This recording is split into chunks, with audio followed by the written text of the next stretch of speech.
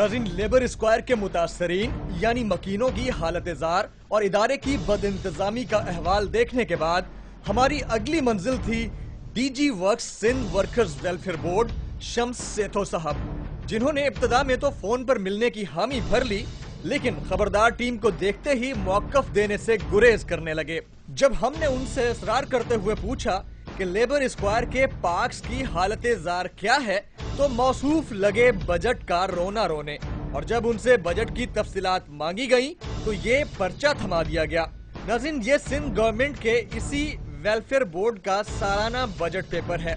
इसको देखकर ही अंदाजा लगा लें, इस पर सिर्फ आदाद तो मौजूद हैं, मगर कहीं पर ये नहीं लिखा हुआ कि आया ये मिलियन में है या बिलियन में, रुपयों में है या फिर डॉलर्स में। यानी हुकूमती महकमों में शायद इकाई यानी यूनिट का इस्तेमाल ही नहीं होता, तो कोई समझेगा इसे कैसे। बाकी गुफ्तगू आप खुद मुलाहिजा कर लीजिए। टोटल कितने हैं आपके पास welfare labour squares in Karachi में? अच्छा, ये बात मैं अभी आया हूँ, मैंने अभी ज्वाइन किया। अच्छा, कब ज्वाइन किया? एक डेढ़ महीना हुआ। अच्छा, कर रहे हो तुम इंटरव्यू? मैं इंटरव्यू वही चाहता हूँ। ऐसे तो आप भी रिकॉर्ड, तो आप जो पूछ रहे हैं हमसे पूछ ले। अच्छा, ऑन रिकॉर्ड आप सोच लें आपने क्या बोलना है, हमने तो आपको इश्यूज बता दिए वहाँ, लेकिन आप वर्जन तो दे सकते हैं ना, वहाँ के जो जितने मसाइल हैं उसके ऊपर कुछ तो बोलेंगे आप। हम तो पब्लिक रिप्रेजेंटेटिव हो या आउटराइट हम ये भी नहीं कर सकते कि फंडिंग का प्रॉब्लम है, भाई हमें 100 पैसे नहीं आ रहे। जो भी इश्यूज हैं आपके, आप अपनी तरफ से। नहीं, अभी मुझे तो वहाँ के इश्यूज का भी नहीं पता।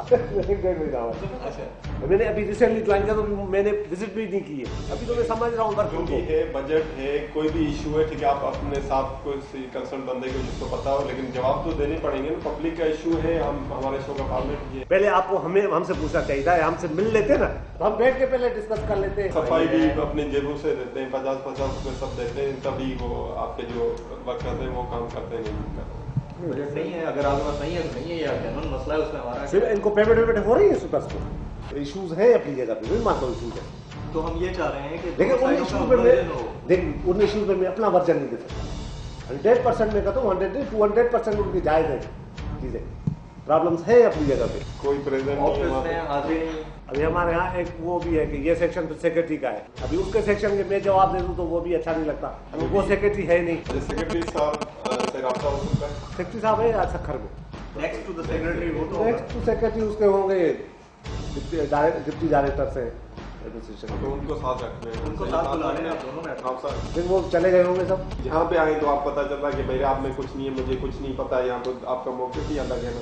आप डिपार्टमेंट में बैठे हुए आपको किसी चीज़ से नहीं पता, तो यहाँ तो क्या नहीं है। मेरी अफसोस की बात यह है कि नंबर ऑफ लेबर स्क्वायर्स, चलें आपको 1.5 महीना हुआ है, लेकिन कोई भी डिपार्टमेंट, कोई बंदा जब उसको हेड कर रहा होता है या डिपार्टमेंट को लेके चल रहा होता है, तो उसको रग रग का पता होता है। हमारे ये सरकार का मामला है कि हमारे सरकारी महकमों में यही चल रहा है कि मतलब उनको ये नहीं पता कि मेरे अंडर कितने लेबर स्क्वायर हैं कराची में।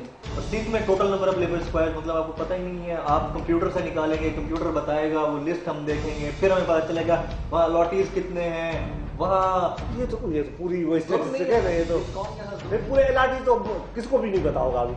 गलत नहीं है, अलॉटीज का तो किसी को नहीं पता होगा। आपको ये पता नहीं है कि एक लेबर स्क्वायर में कितने फ्लैट होते हैं, कितने होते हैं, ये भी जरूरी नहीं है। नाज़रीन, आज के खबरदार में आपने सिंध वर्कर्स वेलफेयर बोर्ड के मुतासरीन की पुकार सुनी और लेबर स्क्वायर में जो हालात थे वो देख लिए। आपने जिम्मेदारान का रवैया भी देख लिया, जिन्हें इतना पता नहीं कि उनके अंडर कराची में कितने लेबर स्क्वायर्स आते हैं।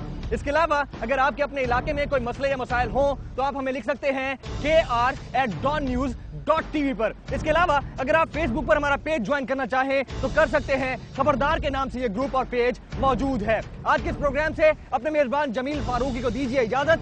आइंदा हाजिर होंगे किसी और इलाके में किसी और इशू के साथ और करेंगे अवाम को, निजाम को, सरकार को खबरदार।